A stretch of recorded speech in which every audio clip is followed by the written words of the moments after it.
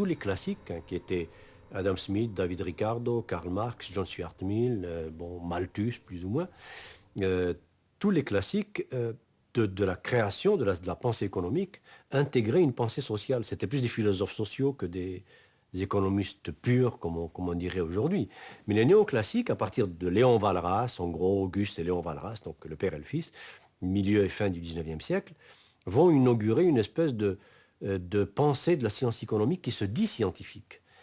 Alors, se disant scientifique, elle se dispense de toute pensée morale ou philosophique.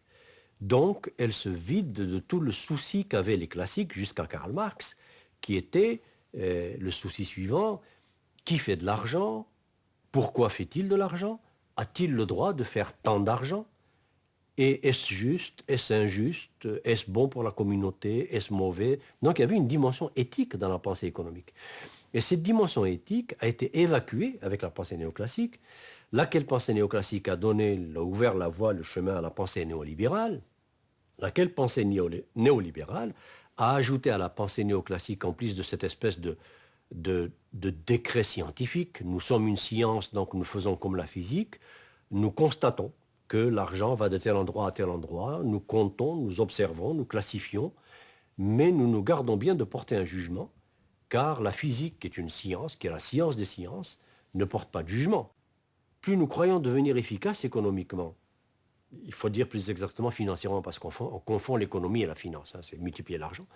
Donc plus on devient efficace dans la multiplication de l'argent, plus on perd du sens. Alors, est-ce que ça a du sens, par exemple, de dire que General Motors, je prends juste cet exemple, est efficace parce qu'ils ont fait 23, 24 milliards de dollars de profit net dans la dernière décennie, mais en même temps, ils ont fait 300 000 chômeurs. Alors, est-ce que ça a du sens? D'un côté, on dit General Motors est efficace, mais que veut dire cette efficacité? On dit, par exemple, l'économie américaine plus efficace. Bon, et le plus efficace en indicateur financier, en indicateur de rendement sur capital investi, etc. Mais jamais les États-Unis n'ont eu autant de gens qui vivent au-dessous du seuil de pauvreté à l'américaine, bien sûr.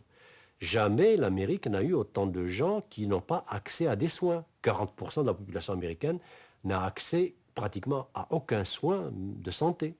Jamais les États-Unis n'ont eu un niveau d'éducation aussi bas. 50% des Américains ne savent pas situer l'Angleterre sur une carte de géographie. Aujourd'hui, enfin, c'est quand même aberrant. Quand on a la télévision, quand on a tout ça, 50 chaînes minimum par maison. Donc voilà un peu, en gros, ce que j'appelle cette panne de sens. Nous devons être de plus en plus efficaces matériellement, économiquement, financièrement, mais écologiquement, socialement, politiquement, humainement, nous perdons de plus en plus de valeur et de qualité de vie. Voilà cette panne de sens. On ne sait pas en parler parce qu'il faut sortir complètement du discours économique dominant pour pouvoir commencer à mettre du sens. Autrement dit, il faut reformuler le problème depuis zéro. Or, le reformuler depuis zéro, il faut partir depuis Aristote. Aristote déjà avait dit, attention, ne confondez pas l'économique, qui vient de l'oikos nomia, la maison et la norme de conduite de la maison et de la communauté, avec la crématistique et créma athos, l'accumulation de l'argent. Alors ça nous amène à la question de l'éducation. En éducation aujourd'hui, jusqu'à quel point enseigne-t-on Aristote? Qui connaît Aristote? Qui lit Aristote? Alors si je dis Aristote, je peux en dire autant de Victor Hugo, de Jean-Paul Sartre, d'Archimède, etc., etc. Bon, passons. Alors, aujourd'hui, on dit paradoxalement que nous sommes dans l'économie du savoir et de la connaissance, mais on n'a jamais aussi peu éduqué, aussi peu enseigné.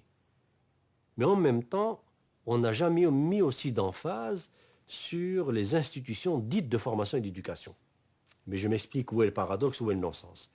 Le paradoxe et le non-sens sont dans le fait que, à peu près partout dans le monde, et particulièrement en Amérique du Nord, on est en train de transformer l'institution d'éducation en institution de reproduction de serviteurs du système. Autrement dit, d'espèces de bipèdes pensants qui n'ont pas d'autres soucis, qui ne doivent plus avoir d'autres soucis que de maintenir ce marché libre et autorégulé et de maintenir cette mécanique à production et multiplication de l'argent. C'est ce qu'on appelle l'employabilité, c'est ce qu'on appelle former des employables. c'est ce qu'on appelle réformer l'éducation depuis le primaire jusqu'à l'universitaire pour former des gens qui trouvent leur place sur le marché du travail. Or ça, c'est horrible. Est-ce qu'aujourd'hui, un Victor Hugo serait employable? Est-ce qu'aujourd'hui, un Socrate serait employable? Est-ce qu'aujourd'hui, un Paul Verlaine, un Rimbaud serait employable? Non. Donc, il n'y en aurait pas. Mais que serait l'humanité sans Socrate, sans Aristote, sans Rimbaud, sans Verlaine, sans Victor Hugo? Que serait l'humanité sans ces gens-là? Nous serions des animaux. Alors aujourd'hui, sous prétexte que ce n'est pas employable, que le marché n'en veut pas, eh bien, on ne forme plus de poètes, on ne forme plus de gens de littérature, on ne forme plus de gens de mathématiques pures, on ne forme plus de gens de physique théorique, on ne forme que ce que l'industrie, l'entreprise financière veut pour alimenter la machine à multiplier l'argent. Alors qu'est-ce que c'est ces employables? Ce sont ceux que je vois moi-même dans les universités dans lesquelles j'enseigne, à travers le monde, c'est-à-dire qu'au niveau le plus élevé, deuxième, troisième cycle, maîtrise, doctorat, c'est ce que j'appelle les technocrates, c'est-à-dire des gens des technocrates analysants, qui sont formés à analyser des problèmes, problem solving, et on leur fait croire qu'ils sont intelligents parce qu'ils font du problem solving. Alors que l'intelligence, ce n'est pas le problem solving. L'intelligence, c'est la formulation des problèmes. Celui qui est intelligent, c'est celui qui formule le problème, qui le met en énoncé, qui le met en termes de liens et de combinaisons qui appellent une question. C'est celui-là qui est intelligent. Celui qui se penche sur un problème déjà formulé pour trouver l'équation ou la formule qui donne la solution, ce n'est pas lui qui est intelligent. Or, c'est ça qu'on nous fait croire. Donc, des technocrates analysants, c'est des gens qui maîtrisent des techniques d'analyse et de calcul et qui confondent penser, réfléchir avec analyser et calculer. Et ils prennent des décisions sans état d'âme, du genre licencier 60 000 personnes en un jour, doubler son salaire de millions de salaires et dire « je souffre en plus ». Je prends des décisions difficiles. Mais ça, c'est des non-humains. Quelqu'un qui prend des décisions sans état d'âme et qui le dit, c'était quelqu'un qui est en train de dire « je ne suis pas un être humain ». Alors de quel droit le laissons-nous prendre des décisions qui touchent à des êtres humains? Puisque lui dit « je n'ai pas d'état d'âme, donc je n'ai pas d'âme, donc je ne suis pas un être humain ». Alors, voilà les technocrates que nous formons au haut niveau. Au niveau intermédiaire, c'est ce que j'appelle les techniciens producteurs. Ces techniciens producteurs, c'est des serviteurs de machines, des servants de machines, depuis l'ordinateur jusqu'à la machine numérique qui débite des pièces de plastique ou d'acier ou d'aluminium. Eh bien, ces gens-là sont là pour faire en sorte que cette mécanique automatisée de production ne tombe jamais en panne. Et tout ce qu'on leur demande comme connaissance, c'est la logique de la machine ou de la série de machines dont ils ont la garde. C'est tout. Et encore plus, on leur demande simplement d'être capable de comprendre ce que la machine demande. Alors ce n'est même plus eux qui dominent la machine ou qui ont une espèce de supériorité humaine, de supplément d'âme ou de connaissance ou de sens par rapport à la machine. C'est l'inverse. C'est la machine qui dit, si tu es assez intelligent, voilà où la puce qui cloche, voilà l'endroit où il faut changer la carte, voilà, etc. Et puis s'il n'est pas assez rapide pour faire ça, il n'est pas bon. Alors, et au niveau inférieur, qu'est-ce qu'on forme? On ne forme plus. 45% de la main-d'œuvre des multinationales américaines en particulier sont analphabètes totaux. Et les multinationales ne veulent pas changer ça. Elles ne veulent pas qu'on leur forme le moindrement ces gens analphabètes, parce que s'ils ne sont plus analphabètes, ils vont se mettre à poser des questions.